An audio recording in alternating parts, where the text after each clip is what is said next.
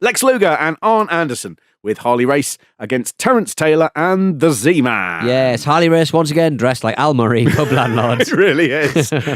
Credit here. This is the first point where I noticed Johnny B. Bad in the locker room. Yeah. Where every time it's happening, he's turning around going, oh! He's working so hard. He is elevating this nonsense to really something is. different. The only time that he doesn't turn to the camera and go, oh, is the match that he's called in, where for some reason just appears. He's warming up before his name is written. It's almost as if he knew where it was going to be. I'm very disappointed about that. This is a good match. Again, Terence Taylor, I think, has got a slight thing of going, I'm going up against the champion. Maybe if I do a good showing here, they'll think about me in a different way. I'm stubby, Terry. No one's watching you. I shouldn't imagine anyone was watching backstage at all. He'll have done as best he could, and it will be for nothing. He's good in this. I like Terence Taylor in this. I've begun to really warm to him. As soon as you sort of realise someone is being squandered and they can see it. Yeah. Then I slightly go, I like you now. I'm can see the writing on the wall. Yeah. But yeah. It's very relatable, I find, in my career. Very true. Very true. There's a little bit where Tom Zenk bounces off the ropes, comes back, and Harley Race goes to trip him. Yeah. And he sort of doesn't get tripped, but he notices that Harley Race tried to do it. And in turning to try and work out what to do, he basically missteps and he almost falls and beheads himself on the top rope. And he bounces back off that. And he has to go back past whoever so that Race can do it again. Yeah. I was like, oh my God. So desperate to be tripped up by Harley Race. Yeah. Grow a pair, you big Z-man. I was really annoyed. Zenkles. It had gone wrong. Don't go back to it thinking, well, that would have been good. Do you have any memories of this? No, I mean, my note I wrote, and the only note I wrote for this was like, this whole show is like for kids who think that rings are really expensive, and the idea of them ever having two is incredibly flush with cash. Yeah. And look at all these people we've got. Yeah. On 50 quid a fucking night. They start teasing as well. They sort of go, every chance we might get a Steiner versus Steiner coming up perhaps. And you're like, that sounds exciting. Yeah. But again, if it's random, you wouldn't say it. But you could say what combinations we could get. Yeah. It'd be great to see Steiner versus Steiner. Yeah. But if it isn't random, why didn't they make that happen? Why didn't they do it? Don't say it and then go, None of it makes any sense to me.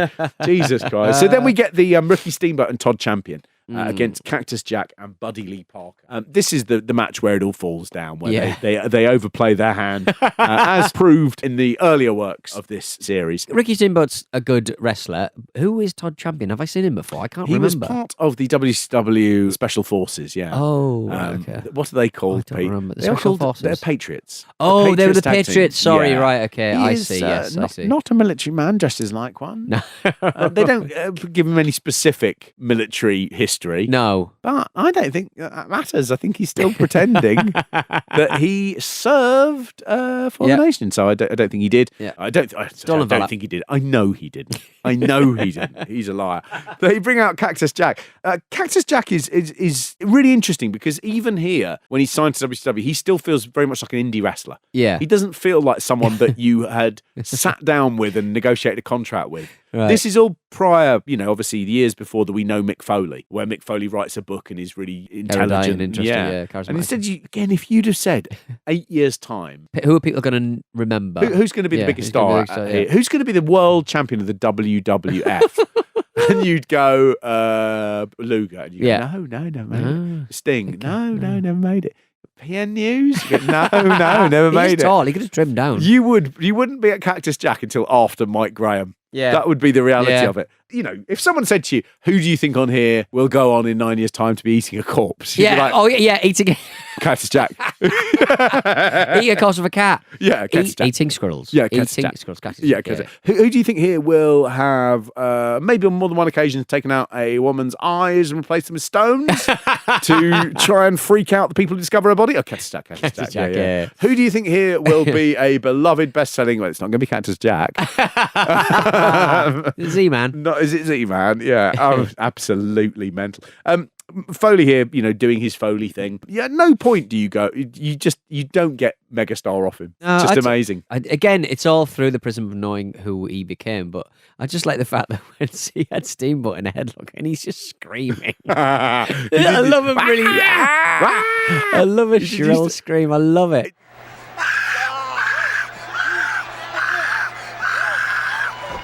it's anything unsettling is magic. Magic. Yeah. Steamboat is great. It's lovely to see him back as well. He's back in WCW. He will have a nice little run here. He's always working hard, and he's excellent. He is just excellent. He is a beautiful, beautiful performer. And even in something as shitty as this, where he's against, let's face it, Cactus Jack and Buddy Lee Parker. He comes in, does a pretty decent match. He just, at the end of this, Buddy Lee Parker rolls in, having been attacked by Abdullah. Ricky Steamboat comes off the top rope and hits him with the crossbody, and it's a perfect pin. Yeah, but the whole Abdullah the Butcher wanting to be Cactus Jack's partner. Yep. Because Abdullah the Butcher, he doesn't seem like the smartest.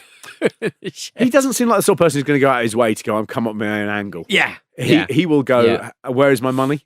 And he will sit there until someone says, you literally have to go now, and he'll go, I'll go in a minute. He's been in his head. Attacked He's very hitting badly. Him in his head. He finally, not on his shoulder, Mark. No, in his head. I don't think Abdullah is the sort of guy who's going, there's a way of doing this so that it doesn't hurt. I think Abdullah is very much like, we will do this. Yes. And I'm going to do this so it looks great. You don't need to worry about anything else. And also, there's no way of stopping it once it starts. So just roll up into a ball. Yeah. It's happening. So we can either talk about this for an hour and then it happens, or you can go and do something nice before it happens. Your choice. Hang out with your kids. Hang out with your kids. Write some letters to people you love. Have a go. All right. Mr. Commissioner, let's keep it going. Our next matchup, we'll see Sting!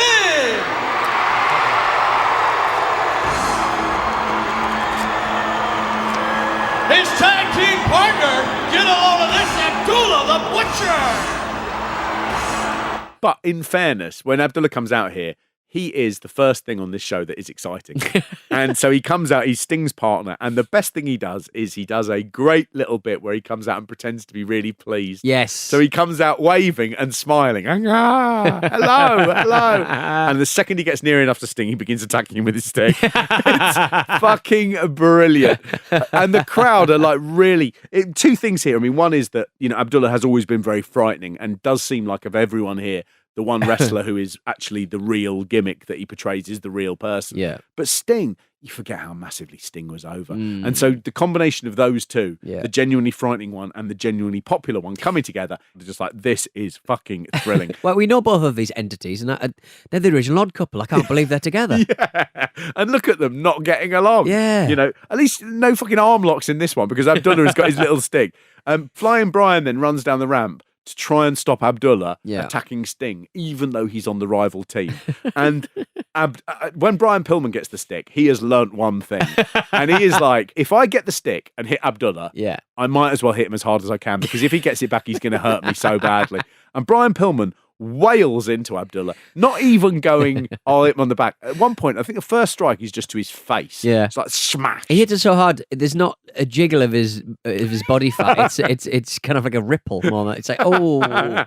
He hits him really like a Harrier fast. jump jet landing. And then Bobby Eaton, who is Brian's partner, jumps Brian Pillman to try and get him off Abdullah. And it's a proper, this is good. This is the sort of chaos that you wanted from the Lethal Lottery. Yeah. That you're just going, no one can get along. Everyone is fighting. And it's just gone really exciting.